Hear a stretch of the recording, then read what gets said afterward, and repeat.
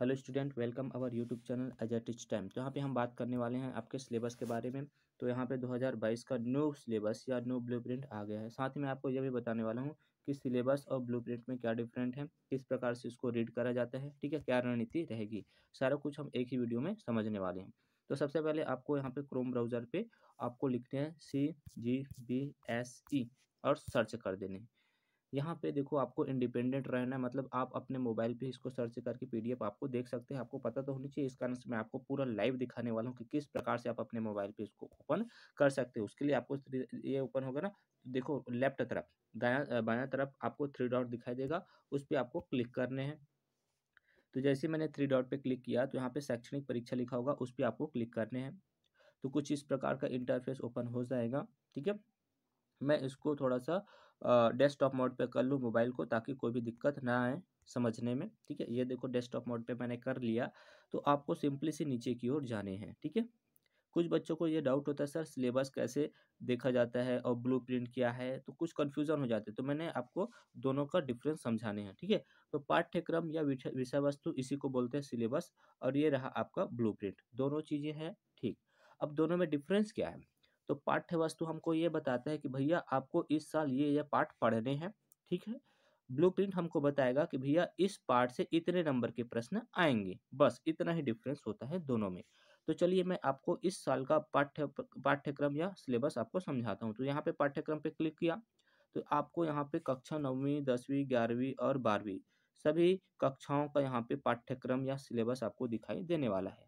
तो मैं किस कक्षा का चूज करना चाहूँ, तो भैया मैं जिस कक्षा का हूँ वो मैं चूज करूंगा। तो आप अपनी कक्षा चूज कर लेना।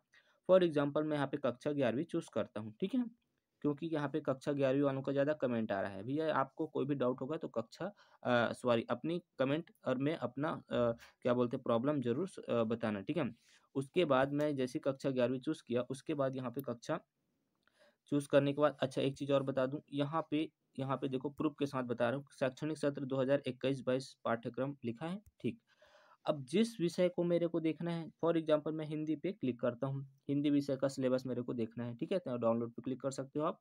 ठीक है, जैसा आपको यहाँ पे, और हाँ आपके पास पीडीएफ होने चाहिए। तो देखना यहाँ पे सिलेबस कहाँ पे देखनी है। तो ठीक है, तो यहाँ पे ये सभी चीज़ लिखी हुई है, किस पार्ट से कितने नंबर के आएंगे, यहाँ पर भी आपको बताया जाता है। ये देखो लिखा है पाठ्यक्रम, जिसको इंग्लिश में सिलेबस बोलते हैं। ठीक है, कितने, और ये देखो कक्षा 11वीं है, ये विषय कोड है 010। ठीक है, अब देखो यहाँ पर यही बताया गया कि भैया आपको कौन कौन से पाठ इस साल पढ़ने हैं। तो गद्य पाठ से आपको पहला नमक का दरोगा पाठ, यहाँ से प्रश्न उठेंगे। मियां नसरुद्दीन है आपके सिलेबस में, अपू के साथ 2.5 साल, विदाई संभाषण है ना, ये सभी गद्यांश हैं। गलता लोहा, स्पीति में बारिश, रजनी, भारत, ये है गद्यांश। और 9वां पाठ है आत्मा का ताप। ठीक है, उसके साथ ही पद्य पाठ में आपको क्या क्या पाठ पढ़ने हैं, तो हम तय एक एक करी जाना, पथिक है, वे आँख हैं। ठीक है, आप बाकी विषय का भी ऐसे देख लेना, सभी विषय का यहाँ पे बताने वाला नहीं, मैं आपको केवल एक डेमो बता रहा हूँ।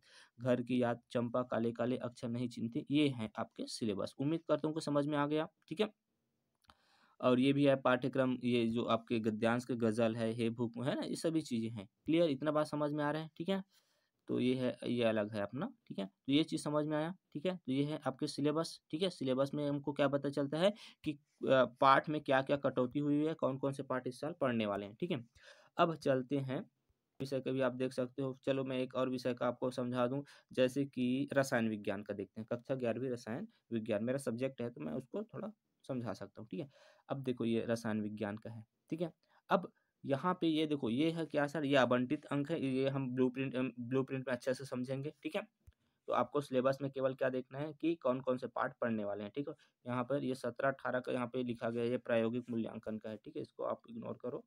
ठीक है, किधर है बाबा सिलेबस, ये पाठ्यक्रम संरचना, देखो पीडीएफ कैसे तिरछा मिर्चा डाले हैं, है ना, कुछ भी यार कुछ भी डाल देते हैं।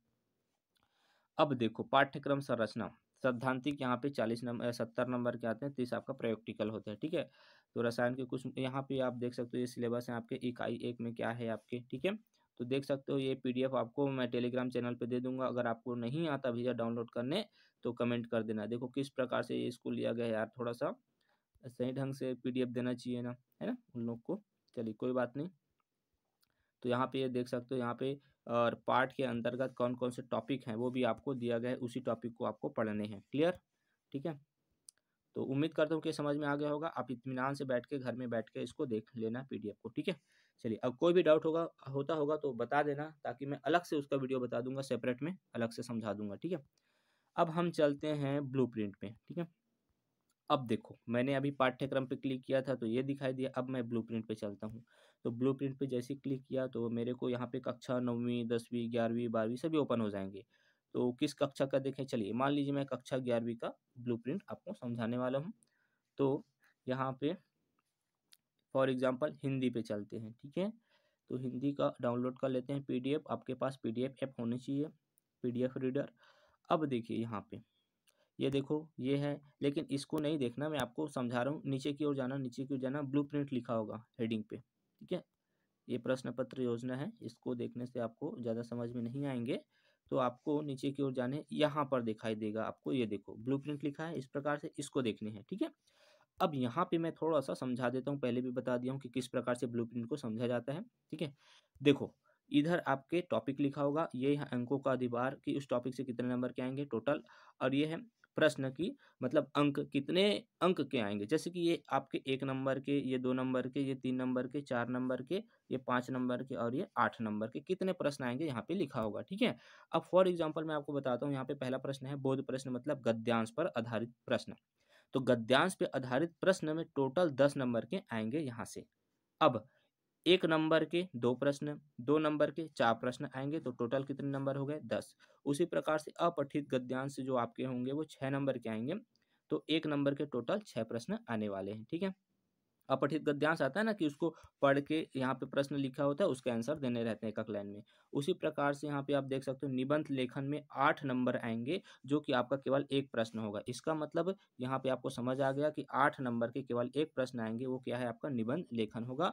उसी प्रकार से कार्यालयनी पत्र जो होगा वो 5 नंबर आएंगे, मतलब एक ही प्रश्न आ रहा है। इसका मतलब समझ गए कि, एक सेकेंड, कि 5 नंबर के केवल एक प्रश्न आएंगे। ये देखो 5 नंबर के केवल एक प्रश्न आएंगे, क्या आएगा, कार्यालयनी पत्र आ जाएगा। इसी प्रकार से आप यहाँ पे रिपोर्ट, आलेख, लेखन, ये सभी आप देख सकते हो, ठीक है। ये हैं आपके कुल अंक और कितने नंबर के आएंगे यहाँ पे शो किया जाता है। उम्मीद करता हूँ कि ये आपको समझ में आ गया होगा, ठीक है। तो यदि आप चैनल पे नए होंगे तो चैनल को जरूर सब्सक्राइब कर देना, यदि ये वीडियो आपके लिए हेल्पफुल लगती है, ठीक है। लाइक कमेंट सब्सक्राइब जरूर किया करो और इसे अपने दोस्तों के साथ भी शेयर करना, ठीक है। और कोई भी अगर डाउट होगा तो कमेंट करना, है ना, ताकि मैं उसका सॉल्यूशन लेकर आपके लिए आ सकूं। तो थैंक्स फॉर वाचिंग, मिलते हैं नेक्स्ट वीडियो में, तब तक के लिए बाय बाय।